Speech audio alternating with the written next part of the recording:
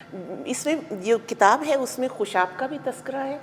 وہ حیرت انگیز طور پر کچھ اب چیزیں مجھے یاد تھیں، حالانکہ میں بہت چھوٹی تھی اس وقت، بیبی شو میں جایا کرتی تھی، بہت موٹی تھی اس وقت بچپن میں، تو وہ بھی مجھے یاد تھا. اور کچھ یہ کہ جو والدین تھے وہ بھی ذکر کرتے رہتے تھے، اس لیے وہ سب یادیں جو تھیں وہ ذہن میں بالکل تازہ تھیں. پھر سرگودا کی کچھ واقعات میں نے اس میں لکھے ہیں کہ سرگودا کے بارے میں کچھ جو کتاب میں لکھا ہے وہ یہ کہ وہ کچھ لکھتے ہوئے ابواب یا تو بہت رونا آیا اور یا بہت کھلکھلا کے ہنسی آئی. ہنسی اس بات پہ آئی کہ ہم لوگ سب کالج میں ہوتے تھے، سب بہنیں، تو وہ بہت اچھا وقت تھا. سرگودا کے بعد پھر وہ زمانہ دوبارہ نہیں آ سکا کیونکہ سب الگ الگ ہو گئے، کوئی تعلیم کے لیے، کوئی شادی کے بعد. تو بس وہ ایک گھرانہ تھا جہاں پر واقعی بہت خوشیاں، تنگ دستی تھی، سفید پوشی تھی، حالات کوئی اچھے نہیں تھے. میرے والد صرف ایک تھے کمانے والے جو ٹیچر تھے، تو حالات اچھے نہیں تھے مطلب معاشی طور پر، لیکن وہ جو محبتیں تھیں اور سکون تھا اور والدین کا سایہ تھا وہ بہت اب بھی بہت یاد آتا ہے، اور وہ تنگ دستی کے دن بھی بہت یاد آتے ہیں. تو میں نے کتاب میں وہ سب تذکرہ کیا ہے. اور پھر یہ کہ جب میں وہاں سے اپنی والدہ کا خاص طور پہ ذکر کروں گی، مجھے ان تمام محافل میں ہمیشہ اپنے والدین بہت یاد آتے ہیں، اور اپنی والدہ خصوصاً، کہ میری والدہ سے لوگ کہتے تھے کہ تم پاگل ہوئی ہو شمس و زہرا، شادیوں کے بارے میں سوچو لڑکیوں کا. ہم 6 بہنیں تھیں، ہمارا بھائی کوئی نہیں تھا، اور میرے والد کو بیٹیوں والا زیدی صاحب کہا جاتا تھا. ایک بڑا ایک رحم کا ایک لوگوں کی اس میں ذہن ہوتا تھا، ان کی آنکھوں میں اس شودیدہ کوئی پرا نہیں. تو یہ ہماری ایک بڑی کمزوری، کمی سمجھی جاتی تھی. ایسے ماحول میں ہمارے والدین نے بجائے اس کے کہ وہ یہی کہ چلیں بس میٹرک کر لیا، ایف اے کر لیا، اب ان کی شادیاں کرو، چلتا کرو کسی طرح سے، انہوں نے کہا نہیں، ہماری بیٹیاں تعلیم حاصل کریں گی. اور لاہور سے شاید اس زمانے میں سرگودا سے کوئی 8-10 لڑکیاں ہی پڑھنے آتی ہوں گی، ڈگری کرنے، ماسٹرز ڈگری کرنے. تو میری بہن آئی، بڑی بہن، دونوں بڑی بہنیں آئیں پہلے، اور اس کے بعد پھر میں آئی. تو یہ اس زمانے میں بہت ہی کم تھا، اور لڑکیوں کو تو شاید یہ ادراک بھی نہیں تھا، انہیں یہ شعور بھی نہیں تھا کہ ہم بھی کہیں پڑھنے کے لیے لڑکوں کی طرح کہیں دوسرے شہر میں جا سکتے ہیں. تو یہ میں سمجھتی ہوں کہ یہ اس کو میں نے اس میں کتاب میں اس کا تذکرہ کیا ہے تاکہ ہماری جو آج کل کی مائیں بہنیں ہیں اور ساتھی ہیں ان کو یہ اندازہ ہو سکے کہ آج کل جو کچھ آپ لوگ دیکھ رہے ہیں، جس طرح سے خواتین ماشاءاللہ سے میڈیا میں بہت بڑی تعداد میں موجود ہیں، ایسا نہیں تھا. جب میں نے اپنی والدہ سے کہا تھا کہ میں ٹی وی پہ جانا چاہتی ہوں، تو انہوں نے مجھ سے کہا تھا پاگل ہو گئی ہو، تمہارا دماغ خراب ہو گیا، ٹی وی بھی کوئی جانے کی جگہ ہے. اس طرح کے اس وقت لوگوں کے ذہنوں میں یہ تاثرات ہوا کرتے تھے کہ یہ کوئی لڑکیوں کی کام کرنے کی جگہ نہیں ہے. ریڈیو تو پھر بھی ایک باقاعدہ اسٹیبلشڈ ادارہ تھا، اس کے تقسیم پاکستان سے پہلے سے ہی. ٹی وی بالکل نیا نیا بنا تھا، تو لوگوں کو یہ معلوم بھی نہیں تھا کہ وہاں کا کیا ماحول ہوگا، وہاں کی کیا، وہاں پر جا کر بچیاں کیسے کام کریں گی. اس کا پھر میرے جو سب سے ایک میرے کزن ہیں، انہوں نے یہ میری والدہ کو خوب کافی بھرا کہ پھپھی جان اس کا تو کیا ہی رشتہ آئے گا جا کر ٹی وی پہ، اس کی بہنوں کا بھی نہیں آئے گا، روکیں اسے، جانے نہ دیں ٹی وی پہ. اس طرح کے ماحول میں تو میں چاہتی ہوں کہ میری جو آج کل کی بہنیں ہیں وہ اسے ضرور پڑھیں کہ ان کو جو یہ سب کچھ ملا ہے وہ پلیٹ میں رکھ کر مل گیا، لیکن اس کے لیے ہمارے لوگوں نے، ہماری جو نسل ہے اس نے بہت جد و جہد کی تھی. کچھ میں اضافہ کر دوں کہ ان کی والدہ کوئی عام عورت بھی نہیں تھیں. ان کی والدہ وہ تھیں جنہوں نے اس پورے علاقوں میں 3-4 ڈویژنوں میں پہلا بھٹو صاحب کا جلسہ کروایا اور وہ جی جی بالکل ذاکرہ خطیب ہیں اور مقررہ سب وہ تھیں اور جلسوں کی جو ہے وہ جلسوں کی قیادت کرتے تھے، لیکن ان کے بھی یہ تحفظات تھے اس زمانے، یہ زمانہ تھا۔ مجھ سے وہ کہتی تھیں اچھا ٹھیک ہے، پہلے تو وہ بہت کوشش، جیسے پیرنٹس عموماً کرتے ہیں، ہمارے ایشیائی پیرنٹس کی ایک مینٹیلٹی ہے لڑکیاں ڈاکٹر بن جائیں، شاید ان کا خیال ہے رشتے اچھے مل جاتے ہیں ڈاکٹر بننے کے بعد، تو پہلے تو وہ کافی کوشش کرتی رہیں کہ ڈاکٹر بن جائیں۔ جب میرا نہیں بن سکی تو پھر انہوں نے مجھ سے یہ کہتی تھی اچھا وہ اتنی، دیکھیے وہ ذہنی طور پر اتنی وہ تھیں آگے، کہتی تھی اچھا پھر تم سول سروس کے ایگزام میں بیٹھو، وہاں وہ پاس کرو اور پھر کو تم لگو کسی آفس وغیرہ میں۔ تو وہ اس قسم کی کوئی بیکورڈ خیالات کی خاتون نہیں تھیں، لیکن ریڈیو اور ٹی وی کے بارے میں لوگوں کے تاثرات اور پریس کے بارے میں اچھے نہیں تھے اس زمانے میں، تو اس لیے لیکن ہم وہی والی بات ہے کہ بڑے مشکل حالات سے نکال کر لیا ہے حالات ان کو اپنے تمام ریڈیو ٹی وی اور پریس۔ مجھے اس بات کی خوشی ہے کہ اب ایک لوگ سن کے اس سے متاثر ہوتے ہیں کہ اچھا کوئی ریڈیو میں کام کرتا ہے یا کوئی ٹی وی میں کام کرتا ہے یا کوئی پریس میں کام کرتا ہے، تو ایک بہت ادارے کے طور پر ہمارا میڈیا اب سامنے آ چکا ہے۔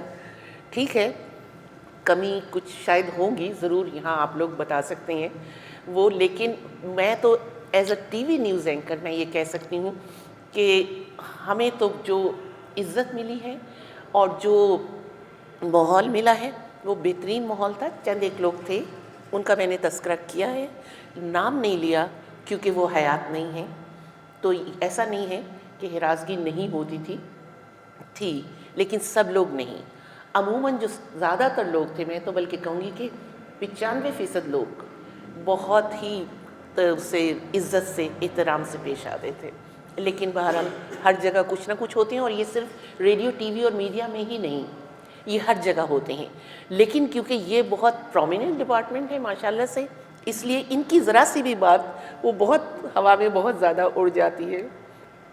تو اس کے علاوہ بیٹیوں کے سلسلے میں جو میں نے بتا ہی دیا کہ میرے والد کو بڑے رحم کے جذبے سے کہا جاتا تھا کہ یہ بیٹیوں والے زیدی صاحب ہیں، مطلب ان کی کوالٹی ہی بنا دی تھی ریڈیو۔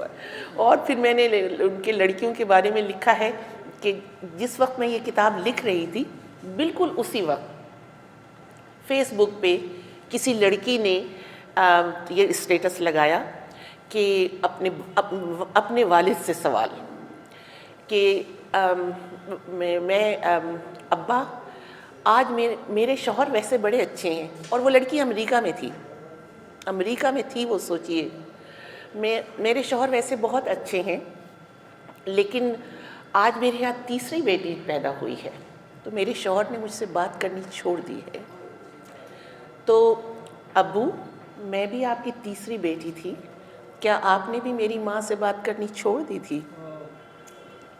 تو اس بچی نے یہ پوچھا، تو یقین کیجئے ویسے تو جب کوئی لڑکی لکھتی ہے کچھ تو ماشاءاللہ کامنٹس کے نیچے ڈھیر لگ جاتے ہیں، لیکن اس اسٹیٹس پہ کسی نے کچھ نہیں لکھا تھا۔ میں نے جا کر اسے لکھا کہ آخر بیٹیاں کب تک اپنے والدین سے یہی سوال کرتے رہیں گی۔ تو میں نے یہ کوشش کی ہے، بلکہ ایک جگہ یہ ایک صرف تبصرے میں کسی نے لکھا ہے کہ ماہپارہ نے خواتین کا مقدمہ بہت اچھا لڑا ہے اس کتاب میں، کیونکہ میں نے جگہ جگہ اس قسم کے جو ہیں ایسے واقعات جو گزرے ہیں میرے اوپر، ایسا یہ صرف ایک واقعہ ہے جو یہ بھی میں کتاب لکھ رہی تھی اور فیس بک پہ میں نے دیکھا تو وہاں سے لیا میں نے، لیکن ایسے کئی واقعات ہیں جو میرے اوپر گزرے ہیں، میں نے سنے سنائے واقعات نہیں لکھے اس کتاب میں، اور شاید جو اس کتاب کو اتنی پذیرائی ملی ہے اس کی وجہ بھی یہی ہے کہ لوگوں کو یہ احساس ہو رہا ہے پڑھ کے کہ یہ بنے بنائے واقعات نہیں ہیں، یہ جو واقعات ہیں جو گزرے ہیں واقعی۔ آپ کا ایک پکچر دیکھیے گا جنگ میں اگر لائبریری میں پڑی ہوئی ہے، خبروں کے دوران میں ایک مکھی آ گئی تھی، اور وہ جلال ہمارے فوٹوگرافر تھے تو ہم وہ بیٹھے تھے، چاچا جلال، انہوں نے وہ بنا لی تھی، وہ جنگ میں چھپی ہوئی ہے، پہلی بات جو مجھے یاد ہے۔ اور ایک آپ کی بات یاد ہے کہ خبریں سنانے کے دوران میں ایک مکھی آپ کے منہ میں چلی گئی تھی، آپ نے فلو نہیں توڑا وہ اس کا جو ہے خبروں کا، اور وہ اسی طرح خبریں پڑھتی رہی. تو جب آپ گفتگو کر رہی تھی یہ دو واقعات میرے، تو میں مسکرا رہا تھا، اور ایک خوبصورت آواز، اور شاید آپ کی آواز کی وجہ سے جنرل سے آ رہے خبروں کے ذریعے اتنا وقت نکال بھی لیا. خبرنامہ ان کے لیے ریکارڈ ہو کے جاتا تھا باقاعدہ. جی پریزیڈنٹ ہاؤس میں. قبولیت نہیں تھی کہ بچیاں کام کریں. جی یہ قبولیت کام کی کتنی دیر بعد ملی؟ رشتوں میں رکاوٹ ہوتی رہی، لوگ آپ کے فیملی کو ناپسند کرتے رہے، کیا کیا مسائل بعد میں بھی کوئی اس طرح کے مسائل پیش ہوئے ہیں آپ کو؟ نہیں، بالکل اس کے بالکل اپوزٹ ہوا. لوگوں نے، جب میں ٹی وی پہ سمجھیے کہ 80s میں باقاعدہ خبرنامے میں آنے 77 سے شروع کر دیا تھا. بھٹو صاحب کی پھانسی کی خبر میں نہیں پڑھی تھی، اور وہ جو پہلا منحوس ماشاء اللہ لگا تھا، پہلا تو نہیں خیر وہ تیسرا ماشاء اللہ تھا، اس کی خبر بھی میں نے پڑھی تھی یہاں لاہور اسٹوڈیو سے. اور رات کو 12 بجے جو کرفیو لگا تھا وہ خبر بھی میں نے ہی پڑھی تھی کہ گھر سے کوئی اپنے گھر سے نکلا تو اسے دیکھتے ہی گولی مار دی جائے گی. تو وہ میں نے یہ لکھا ہے کہ اپنے ہی شہری کو اپنے ہی گلیوں میں دیکھ کر گولی مار دی جائے گی. مطلب آپ کسی کو، دشمن کو تو نہیں مار سکتے، اپنوں ہی کو مارتے رہتے ہیں. وہ میں نے لکھا ہے اس میں کتاب میں. 80s میں نے مجھے اندازہ ہوا کہ وہ جو اس محکمے کے بارے میں، ڈپارٹمنٹ کے بارے میں یا ادارے کے بارے میں جو تاثرات ہیں لوگوں کے ذہنوں میں، وہ بالکل غلط ہیں. ایسا نہیں تھا. لوگ بہت عزت کرتے تھے، بہت زیادہ. میرے تو بلکہ پھر شادی کے بعد بھی کافی عرصے تک رشتے آتے رہے جن لوگوں کو نہیں پتہ تھا. تو کہاں کی والدہ یہ کہا کرتی تھیں کہ مطلب والدہ کو یہ عزیز رشتہ دار کہتے تھے کہ اس لڑکی کے تو کیا اور بہنوں کے بھی رشتے نہیں آئیں گے. لیکن میری وجہ سے پھر، میری تو خیر شادی ہو گئی تھی، میری اپنی مرضی سے ہوئی تھی. ریڈیو کے پروڈیوسر ہیں صفدر حمدانی صاحب، تو وہ بھی ایک اسکینڈل آ گیا تھا اخبار میں، تو فوراً ہم نے فٹافٹ کہا کہ گھر والوں کو بھیجو گھر میں تاکہ رشتہ ہو پکا. وہ لکھا ہوا ہے واقعہ اس میں پورا. تو لیکن میری وجہ سے پھر میری 2 بہنوں کی شادیاں ہوئیں. اتنی لوگ عزت کرتے تھے.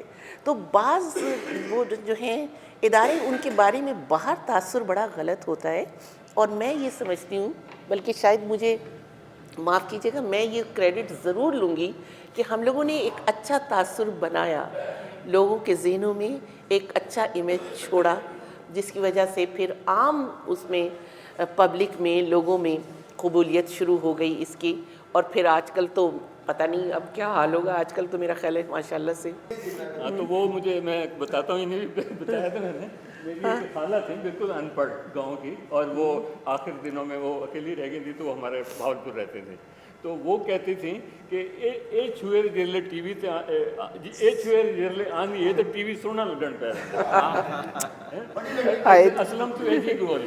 اچھا، ایسی بات مجھے تنویر نے بھی بتائی. تنویر کی نانے بھی یہی کہتی تھی. اچھا، ایسی خوبصورت ڈھونڈو. جب آپ کی بی بی سی کی خبر آئی نا اخباروں میں کہ مہاپارا صفدر نے بی بی سی جوائن کر لیا جی جی، تو یہ بھی خبر ایک بریکنگ نیوز کی طرح تھی لوگوں میں. Breaking news. مہاپارا صفدر تو ادھر چلی گئی ہیں، کوئی اور مہاپارا صفدر. اور آپ یقین کیجیے جی بالکل، جہاں میں جاتی تھی اس خبر کے آنے کے بعد ہر لوگ مجھ سے یہ پوچھتے تھے، سب لوگ، آپ کیوں جا رہی ہیں؟ آپ جیسے لوگوں کو جانے کی کیا ضرورت ہے؟ کیونکہ اس وقت تاثر یہ تھا نا کہ عموماً بہتر روزگار کے لیے جاتے ہیں باہر لوگ. تو مجھ سے اکثر لوگ یہ کہتے تھے کہ آپ کو جانے کی کیا ضرورت ہے، آپ تو شہرت کو اور عزت کو لات مار کے جا رہی ہیں. اس کے حالانکہ ہم بالکل جس طریقے سے محبوب بتا رہے، ہم بھی بچے تھے اردو، لیکن پروننسیشن کا لیول جو تھا نا وہ آپ کے بعد کسی کا وہ نہیں آیا. وہی آئیڈیل تھا. اور اس کے بعد میں کسی نے شاید کاپی کرنے کی کوشش نہیں کی یا کیا کیا، لیکن اس سے بہتر کوئی نہیں آیا. لیکن پھر جب میں ریڈیو پہ پروگرامز کرنے شروع کیے تو پھر بڑے اچھے لوگ تھے وہاں پر. عزیز الرحمان تھے، میرے سسر تو خیر اس وقت جا چکے تھے، مصطفیٰ علی حمدانی، لیکن عزیز الرحمان تھے، اخلاق احمد تھے، اور وہ اب جو مونی حمید تھیں اس زمانے میں. یہ لوگ سب، ان لوگوں کو چلتی پھرتی لغت کہا جاتا تھا، اور مجھے ان کے ساتھ کام کرنے کا موقع ملا، تو لہٰذا ان سے بہت کچھ سیکھا میں نے. اچھا میڈم، آپ پنجاب یونیورسٹی میں انگلش डिपार्टमेंट जी। में थी और मलिक साहब भी यूनिवर्सिटी में थे, जी, आगे पीछे थे। कभी मुलाकात नहीं हुई। आगे पीछे नहीं, एक ही वक्त नहीं, ऑफ़र नहीं हुई बिल्कुल। एंट्री जी, यूनिवर्सिटी प्रोग्राम में मैं यूनिवर्सिटी प्रोग्राम से में तो शायद बुलाया था किसी ने मुझे, अब ये वो बिल्कुल याद नहीं रहा, क्योंकि अमूमन यूनिवर्सिटी प्रोग्राम में तो वो यूनिवर्सिटी के स्टूडेंट्स को बुलाते थे। लेकिन जब मैंने कोई प्रोग्राम दूसरे करने चाहे, फिर उसके लिए बाकायदा ऑडिशन हुआ, और प्रॉपर ऑडिशन हुआ, जिसमें उन्होंने तलफ़ुज़ भी देखा, उसमें आवाज़ भी देखी, लबो लहजा भी देखा, और ज़रा तालीमी बैकग्राउंड भी देखी। तो फिर उसमें मैं पास हो गई थी, वैसे ऑडिशन में, पहले ही ऑडिशन में पास हो गई थी। तो ऑफ़र बिल्कुल नहीं हुई, लेकिन बस फिर जब ऑडिशन पास हो गया तो फिर मुख्तलिफ़ प्रोग्राम मिलने शुरू हो गए थे, फ़ीचर प्रोग्राम्स और ये इसी किस्म के दूसरे प्रोग्राम। अच्छा, वो यूनिवर्सिटी के प्रोग्राम जो होते थे ना, उसमें टीमें आती थी जी, है ना, कोई बेअतबाजी का, तकरीर का है, और कोई इसका इस तरह का कुछ है, तो वो प्रोड्यूसर जो है ना वो पहचान लेते थे कि ऐसी आवाज़ है, तो उसको हाँ, उसको कहते थे कि कह ये लेते, आप हाँ। ये आप करेंगे, जी। आप कर सकती हैं, फिर वो ऑडिशन होता था, इस तरह एंट्री हो जाती। शायद चेहरा भी एक वजह ज़रूर हो, लेकिन मैंने बहुत मेहनत की थी ऑडिशन के लिए। अब्सार अब्दुल अली साहब थे। असल में टीवी पे न्यूज़ पढ़ने के लिए अब्सार अब्दुल अली साहब ने एक दफ़ा, वो उन्होंने पता नहीं कहाँ रेडियो पर मुझे बातें करते हुए सुना या कुछ, तो ये उन्होंने ही मशवरा दिया था कि आपकी आवाज़ वगैरह अच्छी है, आप इस पे क्यों नहीं, ख़बरों के लिए क्यों नहीं कोशिश करती। तो मैंने कहा शायद इजाज़त ना मिले, लेकिन खैर काफ़ी कई महीनों के बाद इजाज़त मिल गई फिर बाद में। तो उनके साथ फिर मैंने पूरे 3-4 महीने प्रैक्टिस की। वो ये कहते थे अखबारात को याद कर लिया करें ज़बानी, क्योंकि टीवी पे ख़बरें पढ़नी नहीं होती, सुनानी होती हैं, और आँखों में आँखें डाल के सुनानी होती हैं। तो बस याद करें रवानी से, और तलफ़ुज़ और सब ज़हन में रख के, और अदायगी देख कर के क्या लिखा हुआ है उसको कैसे अदा करना है। फिर मैं पढ़ती थी सारे, और फिर तैयारी करके जाती थी। अब्सार अब्दुल अली साहब टीवी पे सुनते थे बाकायदा, और फिर जो भी कमी होती थी उसको पूरा करवाते थे वो। तो इसलिए 3-4 महीने के बाद वो हुआ जब ऑडिशन, तो मैंने पास कर लिया। और ये भी किताब में भी मैंने लिखे, उनके ये अल्फाज थे कि देखिए यहाँ आप बड़ी कॉन्फिडेंट नज़र आ रही हैं, ज़ाहिर है मैं यूनिवर्सिटी में थी और रेडियो पे भी कर रही थी प्रोग्राम, लेकिन जब आप कैमरे के सामने जाएंगी तो आपके सामने सिर्फ एक कैमरा है, लेकिन कैमरे के पीछे लाखों आंखें आपको उस वक्त देख रही होंगी। तो ये आदमी घबराता है ज़रूर, इंसान उस जगह पर जाकर जब वो लाइव पढ़ रहा हो तो वो घबराता है। तो एक तो ये ज़हन में रखिएगा, और दूसरे उन्होंने मुझे पहले ही ज़हनी तौर पर ये तैयार किया था कि देखिए ऑडिशन होते रहते हैं, और ज़रूरी नहीं कि आप पहले ऑडिशन को क्लियर कर लें, कोई बात नहीं, दूसरा, तीसरा, चौथा भी हो। उन्होंने ही बल्कि बताया कि यहाँ न्यूज़ रूम में बहुत ऑडिशंस होते रहते हैं। और मैं भी जब गई थी उनसे, महमूद रब्बानी साहब न्यूज़ एडिटर थे, तो उन्होंने कहा था जाओ बीबी जाओ, ये बड़ा संजीदा काम है खबरें पढ़ना, ये बच्चों का काम नहीं है। तो इस तरह से उन्होंने मुझे भेज दिया था। ज़ाबो आंखें आपको देख रही होती थी, मगर हम ये देख रहे होते थे आपकी आंखें बोल रही होती थी। ओह अच्छा। एक प्रोफेशनल छोटी सी समझने के लिए चीज़ मैं आपसे जानना चाहता ये कर लें आपसे फिर अभी। नहीं, मैंने जाके रिटर्न करना है। अच्छा अच्छा जी प्लीज़ जी ये है कि एक तो अब तलफ़ुज़ का मामला, जी साथ ग्रामर का मसला भी है, और साथ स्पीड का भी मसला है, और आपके ज़माने में टाइम का भी मसला इतना नहीं था जब देखते नहीं। थे उसका भी। जी। इस सारे फ़र्क को आप किस तरह देखते हैं, और अगर आज के ज़माने में आपको इन हालात में बोलना पड़ता तो आपके लिए कितनी आसानी और कितनी मुश्किल होती, और आप उस तरह चिंगाड़ के बोलती तो किस तरह बोलती? नहीं, बहुत मुश्किल होता आजकल के ज़माने में ख़बरें पढ़ना। अगर तो सभी पढ़ रहे होते तो ज़ाहिर है पढ़नी होती, मतलब पढ़नी पड़ती, लेकिन आजकल की तरह से ये ख़बरें पढ़ना ज़रा मेरा ख़्याल है कि थोड़ा सा उनके लिए, लड़की लोग एंकर्स फीमेल या मेल, उनके लिए बहुत मुश्किल है। क्योंकि मुझे पता चला है, मैंने एक बात की थी एक इसी की जो मतलब मैनेजमेंट में या किसी एडवाइज़र के तौर पर वो काम करती हैं मीडिया में। तो उन्होंने ये बताया कि आजकल जब न्यूज़ रीडर्स खबरें पढ़ रहे होते हैं तो पीछे से आवाज़ें लग रही होती हैं, लाउडर लाउडर लाउडर, कि मतलब आपने कंटेंट आपके पास नहीं है कुछ, लेकिन आप चाह रहे हैं कि चीख के आप लोगों को अपनी तरफ मुतवज्जे कर सकें। और ये हमारे ज़माने में तो वो सड़कों पे लगा के जो बैठते थे ना अपनी चीज़ें बेचने के लिए, वो लोग ये करते थे, मजमे वाले, मजमा जमा करने के लिए वो लोग इस तरह से चीख चीख के बुलाते थे। तो आजकल ये इतना मेरा, मगर फिर मैं वही कहती हूँ कि मैं उनका कसूर नहीं समझती, जो न्यूज़ एंकर्स हैं ये उनका कसूर नहीं है, क्योंकि मीडिया बिल्कुल कमर्शलाइज हो गया है, मार्केट बहुत छोटी है। देखिए मीडिया हर जगह एक्सपेंड हुआ है, वहाँ पर लंदन में सैकड़ों चैनल्स हैं और बल्कि बहुत, वहाँ तो बहुत ज़्यादा चॉइस भी है, वहाँ CNN भी है और इतने सारे चैनल्स आते हैं वहाँ पर, लेकिन कोई न्यूज़ कास्टर चीख नहीं रहा होता। बहुत सुकून से, बहुत तहम्मुल से, बड़ी अच्छी एतमाद के साथ खबरें पढ़ रहे होते हैं। वजह ये है कि यहाँ पर मीडिया कमर्शियल है और यहाँ पर कमर्शलाइजेशन की वजह से वो चाहते हैं कि ज़्यादा से ज़्यादा चीख के लोगों को मुतवज्जे कर लिया जाए, ताकि आप लोगों, आजकल तो सब कुछ रेटिंग पे चल रहा है ना। मैं तो समझती हूँ शायद हमारी खुशकिस्मती ही ये है कि कोई रेटिंग का ज़माना नहीं था, एक ही चैनल होता था, कोई हाथ में आप लोगों के रिमोट नहीं होता था तो आप लोगों को हमें देखना ही होता था।